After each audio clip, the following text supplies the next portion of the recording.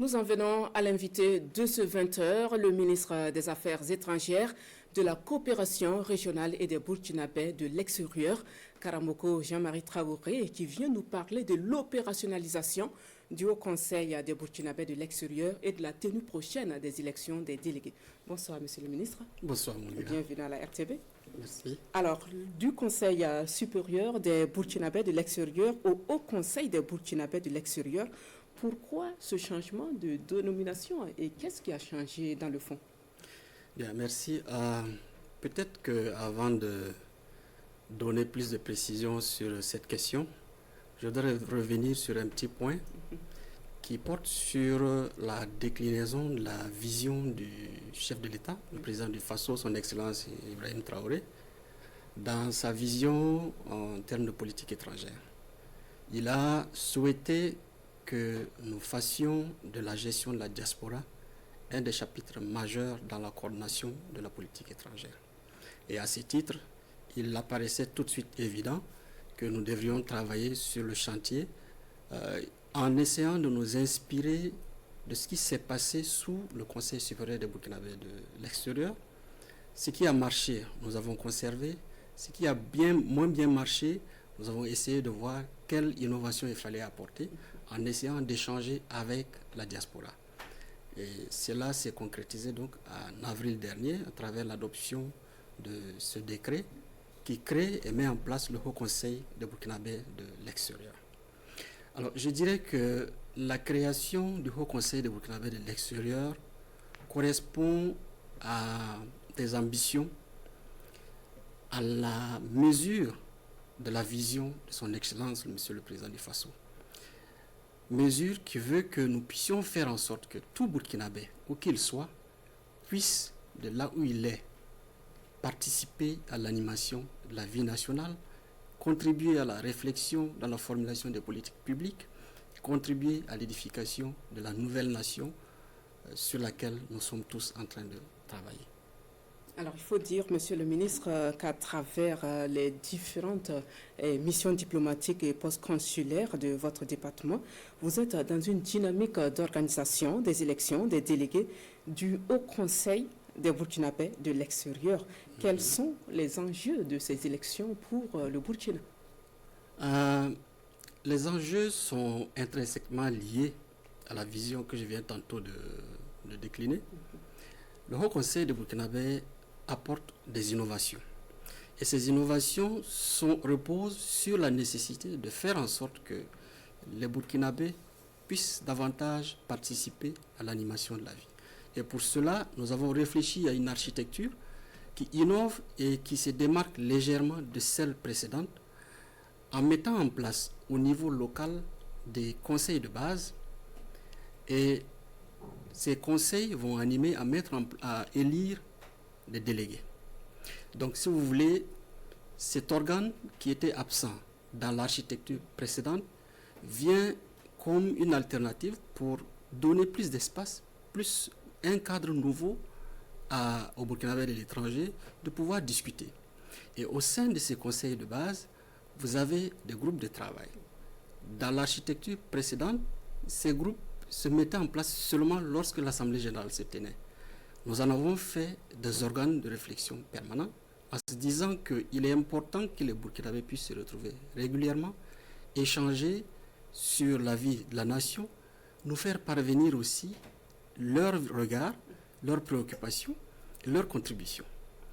L'autre innovation, c'est de faire en sorte que, au lieu qu'on attende un cycle donné pour tenir une assemblée générale, rassembler seulement les élus, donc les délégués, maintenant, avec la nouvelle architecture, les circonscriptions, les juridictions ont la possibilité de tenir des assemblées générales au niveau conseil de base. Donc, ça tranche nettement avec ce qui se passait avant, et ça offre plus de possibilités de nous inscrire dans un cadre permanent d'échange, de dialogue, d'interaction et de contribution à l'animation de la vie publique. Alors, qu'en est-il de l'organisation concrète de ces élections? Qui peut être élu, qui peut être éligible et quand aura lieu cette élection? Les élections sont, je dirais, déjà en cours. vous savez, les circonscriptions n'ont pas les mêmes réalités. Il y a des juridictions où c'était assez facile en termes de superficie, de regroupement. Il y a d'autres juridictions qui sont assez complexes, étendues, avec une dispersion des regroupements assez difficile à organiser.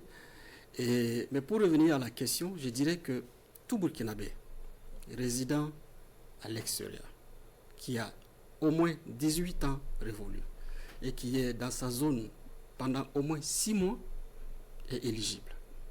Le reste, naturellement, il y a d'autres critères qui sont la cuisine interne parce que les communautés se connaissent. Il y a une certaine légitimité naturelle qu'il faut avoir, il y a une certaine notoriété qu'il faut avoir, et à partir de ce moment, vous pouvez vous inscrire sur les listes. Dans tous les cas, les ambassades et les consulats ont déjà cette expérience en matière d'élection des délégués, se basant sur ce qui se passait au temps du Conseil supérieur des Burkinabés de l'étranger. Et qui sont les électeurs? Les électeurs, c'est naturellement tout Burkinabé, résidant à l'extérieur, et qui remplissent les mêmes conditions, mais qui n'ont pas cette volonté d'aller pour se faire élire, mais plutôt pour élire. Et aujourd'hui, le travail est très bien avancé d'une juridiction à l'autre. Il y en a qui ont déjà clôturé l'inscription sur les listes. Nous avons donné jusqu'à fin novembre. Naturellement, c'est une échéance directive.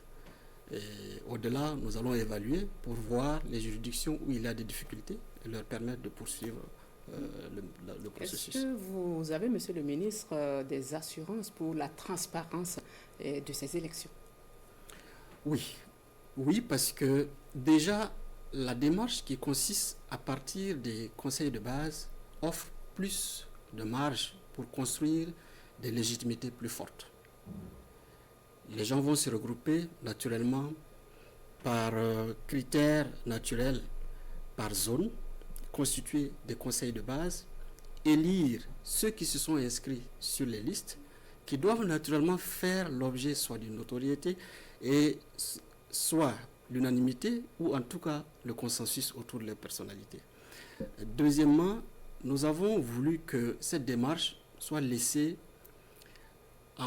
au niveau de chaque entité territoriale pour faire en sorte que les réalités contextuelles puissent être prises en compte. Pour nous, c'est une première.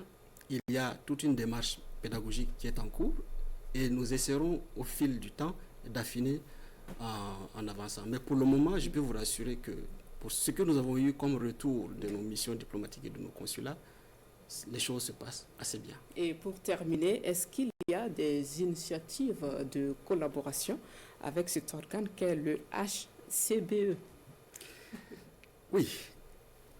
La vocation qui est derrière le Haut Conseil des Burkinabés de l'extérieur, c'est justement d'améliorer la connexion, la passerelle entre la diaspora et la capitale. Nous avons pendant longtemps travaillé à comprendre quel Burkinabé se trouve où, sous quel profil, depuis combien de temps. Nous avons eu des informations, mais qui ne sont jamais suffisantes. Aujourd'hui, nous savons qu'il y a à peu près plus de 14 millions de Burkinabés hors du pays, mais nous ne savons pas concrètement comment est-ce qu'on peut les organiser, les structurer. Et pour nous, ce Haut Conseil avec les conseils de base, c'est un premier pas qui nous permettra de disposer d'un cadre plus efficace et nous permettant de mieux organiser les Burkinabés, de mieux organiser la passerelle, la connexion, le dialogue entre la diaspora et ceux qui sont au pays. Alors, nous vous disons merci, monsieur le ministre des Affaires étrangères, de la coopération régionale et des Burkinabés de l'extérieur, pour toutes ces informations sur l'opérationnalisation du Haut Conseil des Burkinabés de l'extérieur et des élections qui se profilent à l'horizon. C'est nous qui merci de rester avec nous pour la suite.